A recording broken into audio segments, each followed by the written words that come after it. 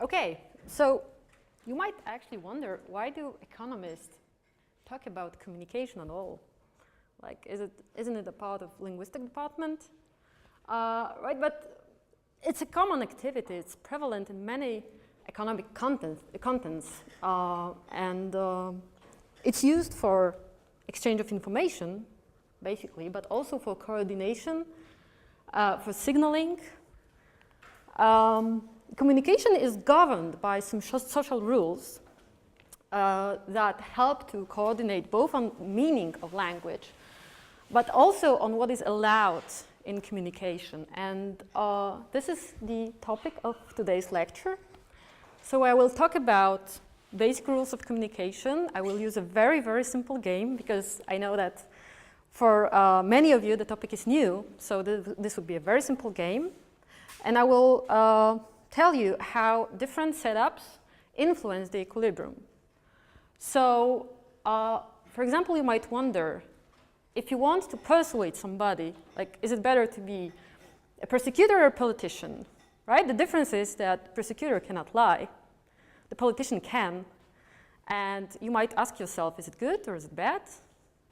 Does it help the politician if he can lie? Intuitively, it might seem so, but in fact, in equilibrium, it does not. So we will see that in a minute. And then we'll talk about commitment. So first, we will consider a simpler game without commitment. And then we will see how the ability to commit, it is to self-constraint, helps in the game. Right, and I will just briefly, because that's a huge topic, talk about the role of language and as a coordination device. Okay, so this is a simple game. Oh, by the way, this is the topic is mostly like a literature review, so I will give you a lot of references, and if you want to take notes, all of them would be given in the end. So this is a simple persuasion game adapted from Frechette, Litteri, and Perego. This is a working paper. So imagine you have a sender and you have a receiver. The sender has a very simple objective. He's like a seller who wants to sell his good. And that's his only objective. The receiver wants to buy the good, but only if it's of good quality. He doesn't want to buy the good if it's of low quality. Just for simplicity, I assigned utilities 1 and -1, so you could, calculate the equilibrium in your head, right? So the prior distribution of product quality is binary. Alpha denotes the probability that the good is of high quality, and notice that alpha is smaller than 1/2. What does it mean? Well, it means that the prior is unfavorable for the sender, right? So a priori, without any communication, the receiver would not buy the good. Okay, because his expectation of buying the good is negative, right? Just as a tie-breaking rule, to avoid confusion, I assume that if the receiver is indifferent, he would buy the product, right? So we will have weak inequality instead of strict inequality, right? Okay, so what can the sender say? Well, there could be alternative specifications. I will talk about the first two. So the first, and this is also historically the first that was modeled, is, well, the sender can say anything, right? Anything. I'm Donald Trump. The state is high. I'm not going to tell you my type, right? Whatever. In particular, lying is possible, right? So this is the most important feature of this specification. The alternative is that only truthful messages are allowed, right? So I can say the state is high. I can say I'm not going to tell you my state. So I can hide information, but I cannot lie, meaning that I cannot say that the state is high if it is low, right? And it could be imposed by either like formal regulations or by social norms. Of course, there could be some further constraints, right? And this is a huge and super interesting literature. Like, so you could have language constraints that, well, we need to have a common language, right? Maybe it's French, maybe it's Italian, I don't know. Or maybe the communication takes place through a channel, needs to be sent by the internet, and you have a very slow connection, so you must limit yourself to 6 digits, right? But today I will not talk about it. Okay, so let us start with the cheap talk, meaning non-verifiable messages. So this is the setup in which the sender can say anything. The work starts from the seminal paper of Crawford and Sobel. This is really, really like super highly cited paper. There are no restrictions on messages. Lies are possible. And just for simplicity, we will focus on natural language. Since we have a lot of time, I will just give you more about natural language because this is very, very interesting. So, now. Oh yes, sorry. So the interesting feature of cheap talk games is that messages only have meaning in the equilibrium, and I will tell you how it looks, right? So let us take a simple game of the Battle of Sexes. For those of you who do not know, it's like a husband and wife want to go either to a football game or to opera.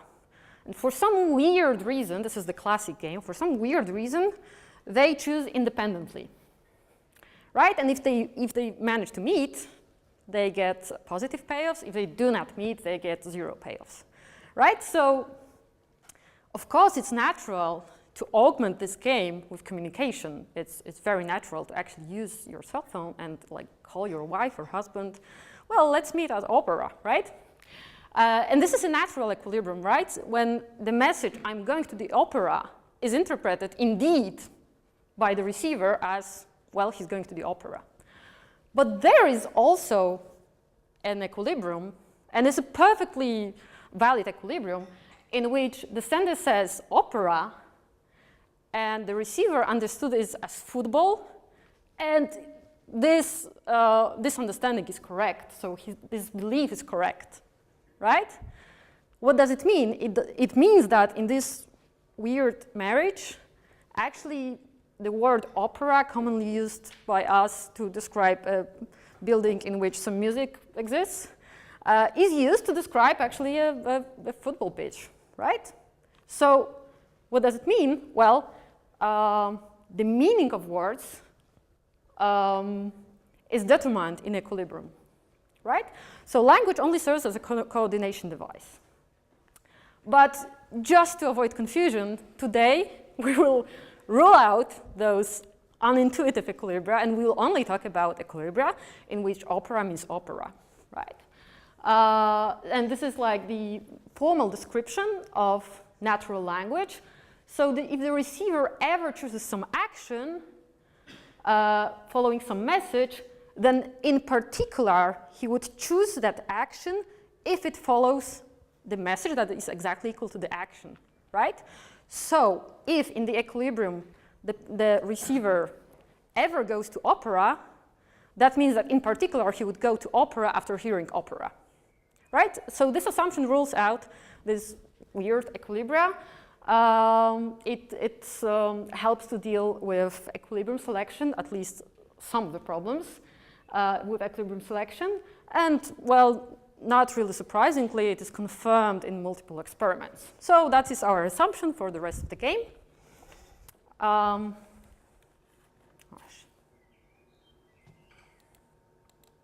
on, go back.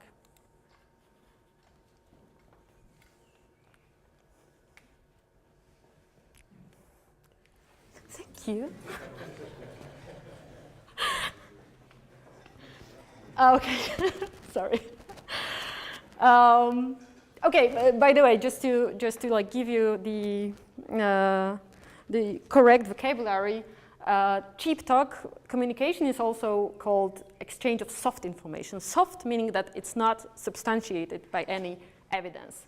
And you can imagine like multiple applications like marketing, at least some of it, right? Because we also have regulations against false marketing. Politics, that's my favorite. Internet discussions about vaccines, so stuff like that. So you can lie. Okay, so let us consider a simple game, the one that I mentioned, the simple persuasion game with cheap talk and no commitment, right? So we will limit communication only to 3 messages. Actually, you might think that this is a very harsh limitation, but in cheap talk games, this is not really meaningful. In fact, we could only have 2 messages because we only have 2 actions, right? As I told you, the meaning of a message is only determined in the equilibrium, so 3 is more than enough. We'll keep 3 because then we have a nice interpretation. Okay, so in both states, in both the low state and in the high state, so both when the good is of high quality and of low quality, the sender can send any message, right? And there is no commitment, meaning that the sender would choose the message only after learning the state. So what happens? What happens is that in equilibrium, actually no information is transmitted, right?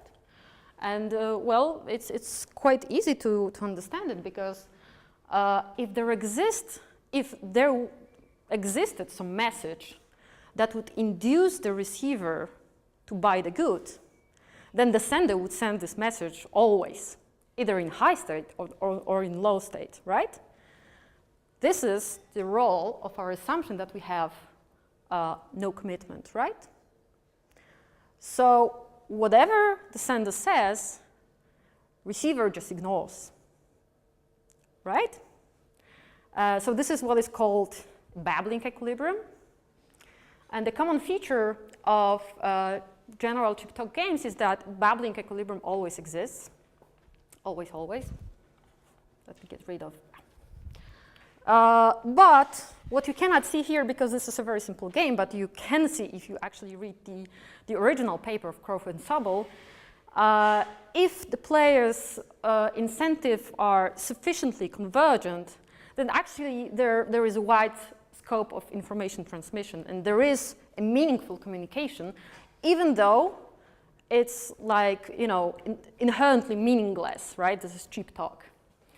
And the general result is that the more you align the preferences of the players, actually the more information transmission you have in the equilibrium.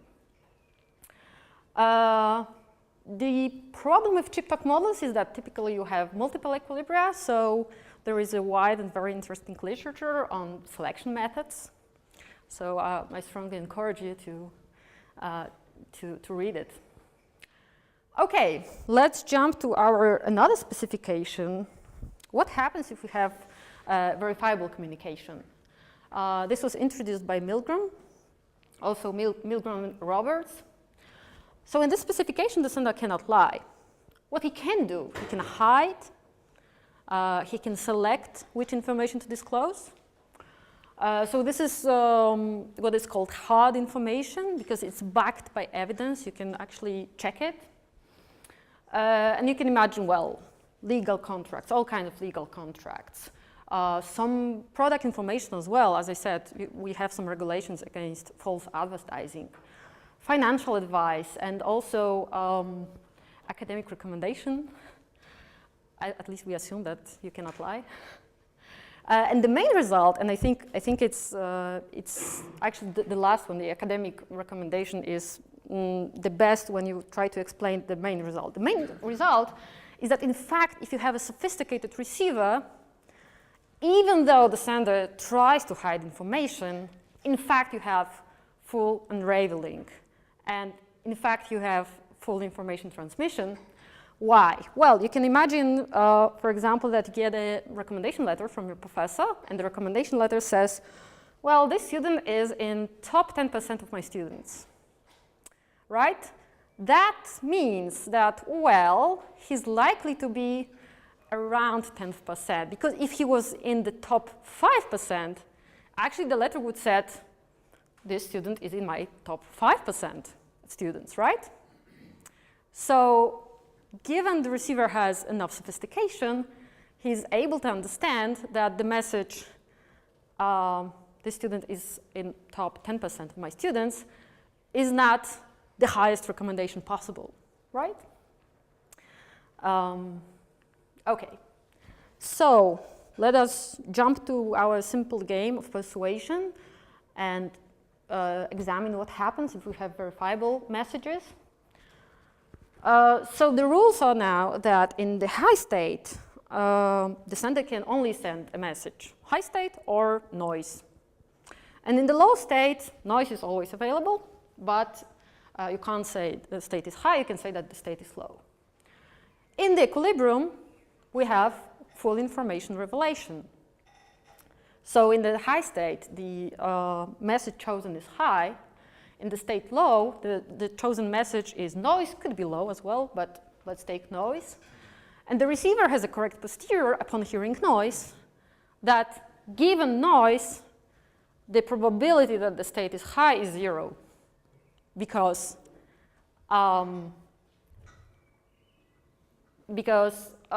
if we were indeed in a high state, then the sender would actually send the message high. So notice that, in fact, the sender would like to make noise a good signal. So he would really like to flood the receiver with noise and pretend that noise is an indication of high state. But since we have no commitment, then it is not really a credible strategy. Because if he sends, for example, suppose he sends in high state noise all the time, and he sends in the low state sometimes noise and sometimes L, right? Low state. This is a very nice strategy that we will jump to. This is not credible if we have no commitment, because if we are indeed in the low state, and the sender knows that the message noise induces the action to buy, then of course he would send noise all the time, right? So this is the importance of no commitment. Just a quick slide on the distinction between the two. Of course, you can say, well, we can't really look at the world in a binary setting. It's not like information is either hard or soft, right? The information is mostly in between. And you can, for example, imagine if you see a proof of Fermat's last theorem. When you look at it for like 5 minutes, or even 5 hours, it's soft information. So you kind of believe it is true, right? But then if you have enough expertise, actually a lot, that's a very difficult proof. If you have enough expertise and you devote a lot of time, then the soft information becomes hard information because you have determined the evidence, right? That the proof is indeed correct or not.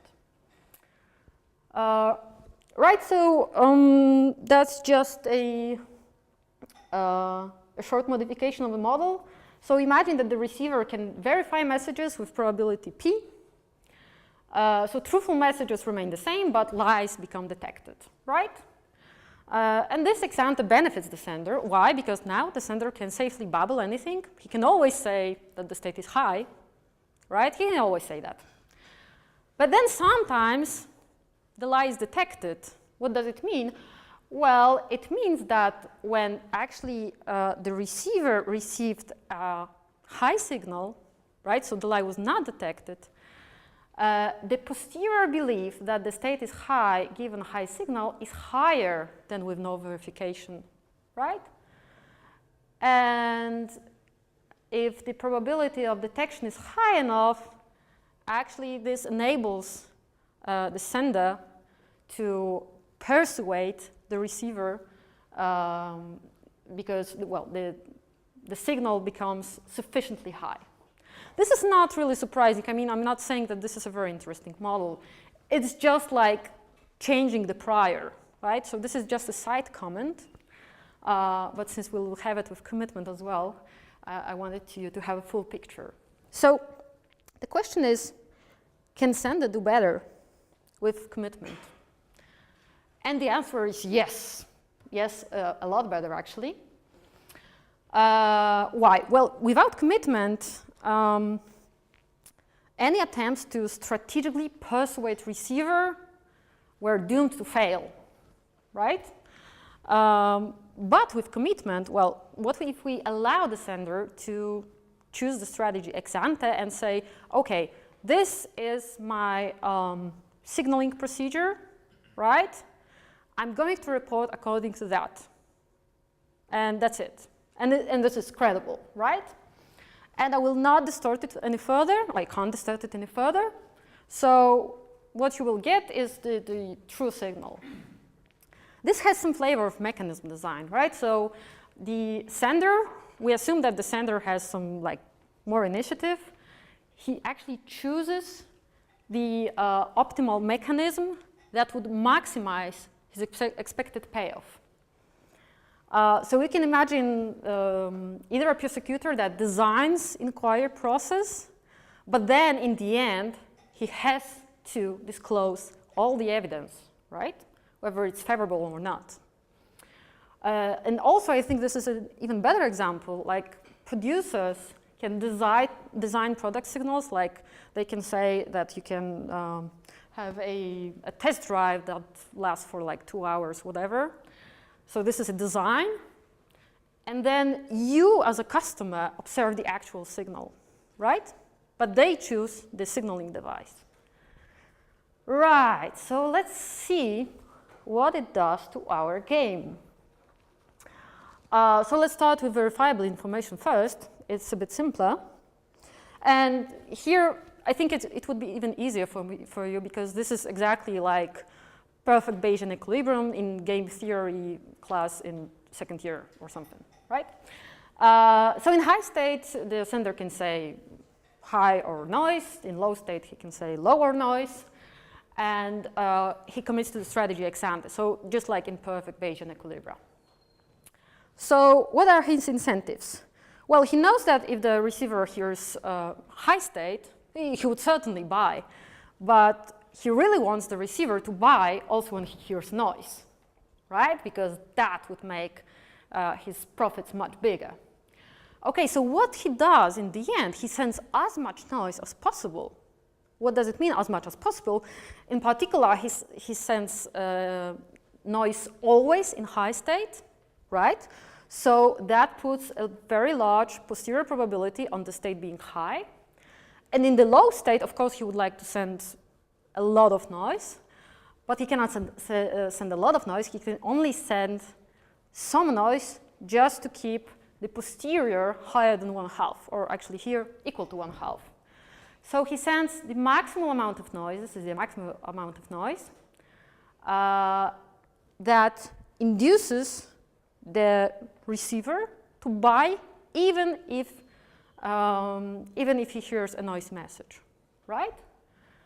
And notice that the trait that took place only in alpha% of cases now takes place in 2 alpha% of cases. That's a huge improvement, right? Okay, how about cheap talk? Well, now the sender can choose any message. And in one of equilibria, as I told you, cheap talk games usually have a lot of equilibria. The incentives are very similar, right? So in the previous equilibrium, the sender wanted to issue noise. Now he actually wants to lie. But he still wants to preserve noise posterior, right? So he in state high, he always sends a message high. In state low, he sends message high with probability, look, it's the same. And the truth otherwise, or noise, it doesn't really matter. So the receiver still has a posterior that just makes him buy upon hearing noise. You might notice that payoff-wise it's the same as before. And yeah, this is even more important slide on that phenomenon. So in fact, it's not only payoff-wise. In fact, you could actually take this equilibrium in verifiable messages and also have it in a game with cheap talk. Notice that it's only about the adaptation of beliefs, right? I told you that the meaning of messages is only determined in the equilibrium. So the message high in cheap talk game is interpreted in the same way as the message noise in the revelation game. So in fact, I could use both equilibria, one equilibrium in both slides. I just wanted you to have nice intuition. Okay, general games with commitment. This is a new literature. Notice it's only like 10 years old, so, you know, in academia it's relatively new. It's taught by a great paper by Kamienica and Genskov, and the literature is called Bayesian Persuasion, because the receiver is rationally Bayesian, right? So he updates his beliefs according to Bayesian rule, given the signal that is chosen by the sender. And the main result is that if you align the preferences of the sender and the receiver more, the sender is better off. But it does not mean that more information is transmitted. And this is in contrast to no commitment cheap talk games, right? In cheap talk games, recall that when we aligned the incentives, there was more and more information transmission. Here, not necessarily. Up to some point, yes. But then the incentives clash. Right, so you might think, what happens if we have intermediate level of commitment? And this is the model by Frechette, Licerin, Perego. So assume that the sender commits ex ante with probability rho. So with probability rho, he plays a game with commitment. With probability 1 minus rho, she can further revise her choice. So this is like, you know, I can just change that a little. And of course, the receiver takes that into account. We have always a sophisticated receiver here in those games. So if rho goes to 1, we reach the full commitment game. If rho goes to 0, there is no commitment. And the general result is that if we only have verifiable messages, then commitment decreases informativeness. We had that. We had the benchmark cases, right? So recall that with verifiable messages and no commitment, we actually had a fully revealing equilibrium, right? And with commitment, we only have partially revealing equilibrium. With non-verifiable messages, this is the reverse. So on the commitment, the increase in commitment, so as we move rho from 0 to 1, we actually increase informativeness. So this is the picture, actually, from their paper. On the horizontal axis, we have degree of commitment. On the vertical axis, we have informativeness, so the level of information transmission in the equilibrium. And this is cheap talk without commitment, the game from which we started. This is information revelation, so verifiable messages without commitment. And notice that they, in the end, they meet with in the same point. So this is a Bayesian persuasion model, and this level is optimal from the sender's point of view. Right? So just to sum up, we discussed a simple persuasion game, very simple. I hope I persuaded you that this is a simple game. And under no commitment, we have full information transmission, some trade with probability alpha, right? Some trade. With cheap talk, we had no information transmission and no trade.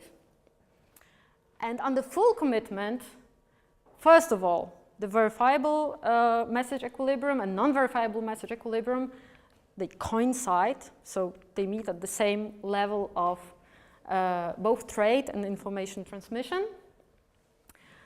This level of trade is actually a lot of trade, so it's twice as much as before. And the sender clearly gains from commitment, right? And as we have the intermediate case, if we increase the partial commitment with cheap talk, it goes from 0 to some level.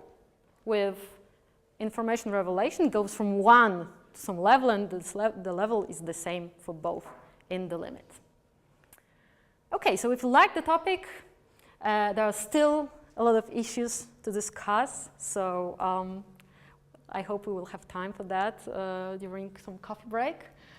So today we mostly concentrated on strategic incentive to miscommunicate, and this is also the majority of literature, right? So we can communicate anything, we just don't want to because we have divergent preferences. What is very interesting for me, and this is also part of my research, is how we cannot communicate due to like inherent language imperfections, right? Because language is vague. Language is vague.